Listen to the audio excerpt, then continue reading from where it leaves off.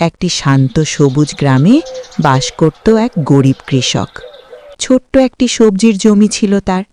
সেই জমিতে চাষ করেই সে তার স্ত্রী নাসরিনকে নিয়ে সংসার চালাত। সংসারে অভাব থাকলেও তাদের ভালোবাসা ছিল অগাধ। একদিন সকালে নাসরিন রান্নাঘরে গিয়ে দেখে চুলার পাশে কোনো খড়ি নেই। তখন সে একটু চিন্তিত হয়ে স্বামীকে ডাক দিল, শুনছ গো, একটু এদিকে আসবে?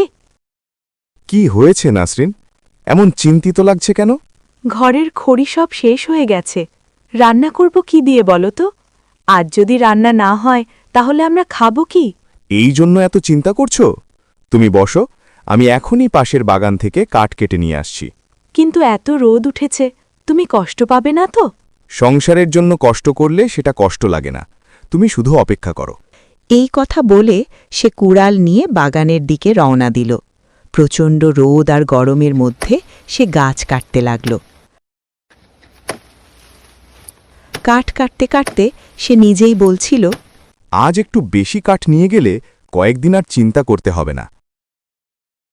অনেক কষ্ট করে সে বড় একটি বোঝা বানাল।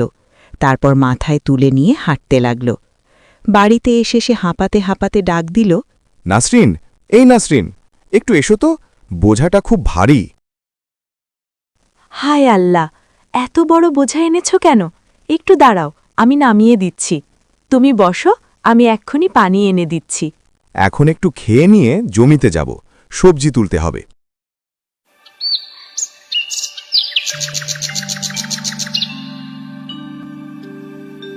আরে, সবজি তো অনেক বড় হয়ে গেছে। আর কয়েকদিন রাখলে হয়তো নষ্ট হয়ে যাবে। আজই বাজারে নিয়ে গেলে ভালো দাম পাওয়া যাবে। সে অনেক সবজি তুলে বাঁশের খাঁচায় ভরল। কিন্তু খাঁচা এত ভারী হয়ে গেল যে সে তুলতে পারছিল না। সে চারদিকে তাকিয়ে বলল, আহা, যদি কেউ একটু সাহায্য করত। ঠিক তখন এক পথচারী চাষা যাচ্ছিল। কৃষক তাকে বলল, ভাই, একটু সাহায্য করবেন? এই খাঁচাটা মাথায় তুলে দিলে খুব উপকার হয়। আরে সমস্যা কি? আপনি এত কষ্ট করে চাষ করেছেন, সাহায্য তো করতেই হবে। সে খাঁচাটা তুলে দিল।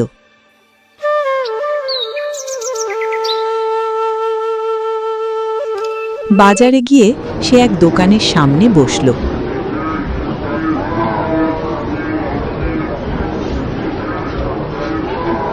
ভাই, এই সবজিগুলো তো খুব টাটকা লাগছে। কোথা থেকে এনেছো?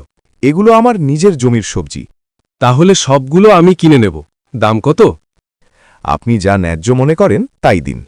ভদ্রলোক ভালো দাম দিয়ে সব সবজি কিনে নিল। নাসরিন, কোথায় গেলে? তুমি তো সবজি আনতে গিয়েছিলে, খালি হাতে ফিরলে কেন? আমি বাজারেই সব বিক্রি করে দিয়েছি।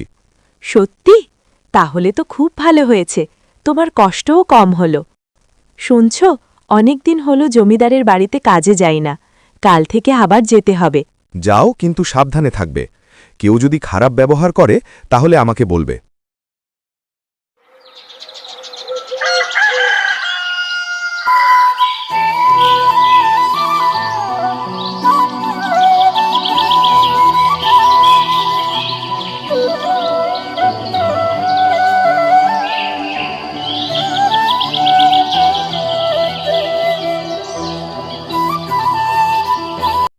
পরদিন নাসরিন জমিদারের বাড়িতে গেল। সেখানে জমিদার রাগী মুখে বসেছিল। বাবু, বাড়িতে একটু সমস্যা ছিল, তাই আসতে পারিনি। তুমি কি মনে করো আমি এমনি এমনি টাকা দেই? যাও, আগে আমার জন্য এক কাপ চা বানিয়ে আনো। বাবু, এই নিন চা। এই, কি চা বানিয়েছ? আমি আর কিছু শুনতে চাই না, এক্ষুনি চলে যাও। আমাকে কাজ থেকে বের করবেন না বাবু, আমরা খুব গরিব। তুমি কিছুই পারো না, আমাদের বাড়ি থেকে চলে যাও।